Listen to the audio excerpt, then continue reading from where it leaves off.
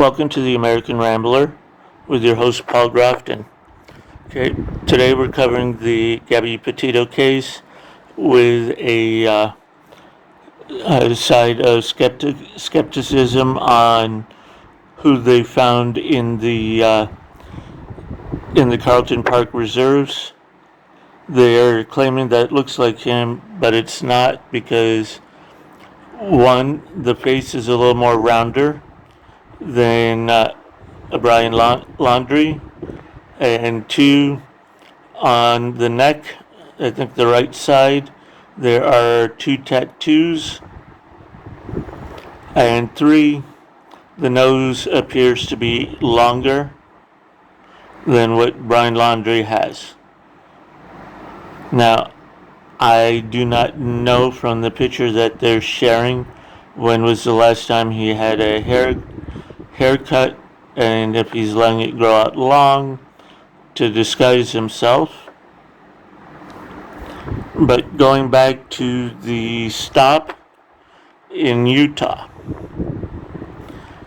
if they actually arrested Gabbi Petito, or at least have her spend a night in jail, there would have been a good possibility of two things. One, she would still be alive today, and Brian Laundrie, which seems to be what the police wanted the whole time, would have been charged with domestic violence, because after spending the night in jail and being afraid of it being on a record, she might say something. But here's the thing. Okay, the witness that said they saw Gabbi Petito and Brian Laundrie arguing earlier seemed to be arguing aggressively over the cell phone. Now, I don't understand if they were yelling at each other on the cell phone or if they were fighting over a cell phone. But the whole time seemed to be Brian trying to leave and Gabbi being the aggressor. So that's the whole thing. Also, you would have thought if they argued and Brian hit her or slapped her, there would have been a mark on their face, a mark on his face. So we still don't know really what happened. So if the police took her in the whole time and maybe brought somebody in to talk to her, maybe they would have gone to the bottom of this before the murder occurred than after. But here is what it says.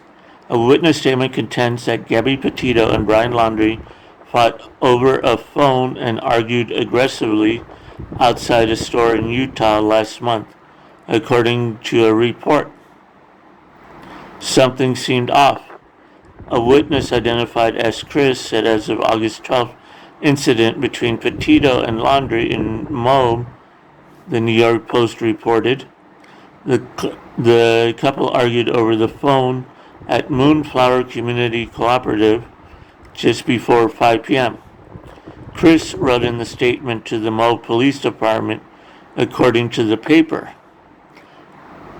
Okay, so if they brought in her rather than just saying, oh, we don't want to arrest her because this is going to ruin her whole life, you could have brought her down to the station, you would have seen this report, and you would have been able to do something about it before it escalated any farther.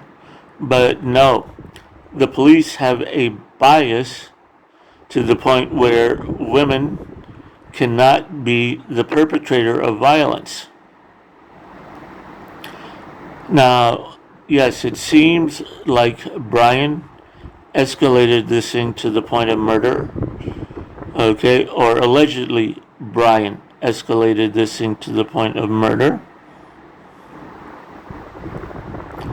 Now, so if they had a cell phone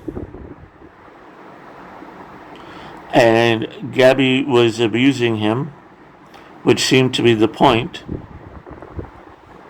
instead of him going back to the van, going back with her, laying her in the hotel room,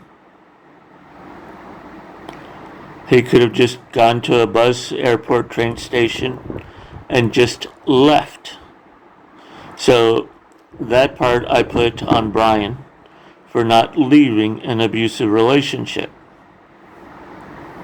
I also put a part on Gabbi for being in an abusive relationship and maybe either starting it or escalating it. As you have to remember, 70% of all domestic violence is instigated by the female partner. Now, we do not use the Duluth model here because it is quite flawed. So, saying they were talking aggressively at each other. Something seemed off, the statement read. I think the male took the female's phone. It appeared that he didn't want her in the white van. Well, maybe it wasn't that he wanted her in the white van because the white van was hers and maybe the cell phone was his. But the situation should be they should have each have their own cell phone, and in case of an emergency, which this definitely was, they could have gone to the police. At one point, she was punching him in the arm and her face, trying to get into the van. The statement added, I wasn't sure how serious this was. It was hard to tell if they were sort of play fighting, but from my point of view, something definitely didn't seem right. So the news was making this sound like Brian Laundrie was punching her and slapping her, but from the report, it seems like Gabbi was the one doing all the punching. Okay, now the police in Northport are thinking that he hurt himself. Okay, this also could have been a murder-suicide pact that has gone wrong. This also could be that Brian did get himself hurt in that section of Florida because a certain part of the Carlton Reserves is going to be covered with alligators, and also water moccasins. If you don't, I'm sure people know what alligators are, but if you don't know what a water moccasin is, it is a snake that acts in the similar way of a piranha. Essentially, one bite of a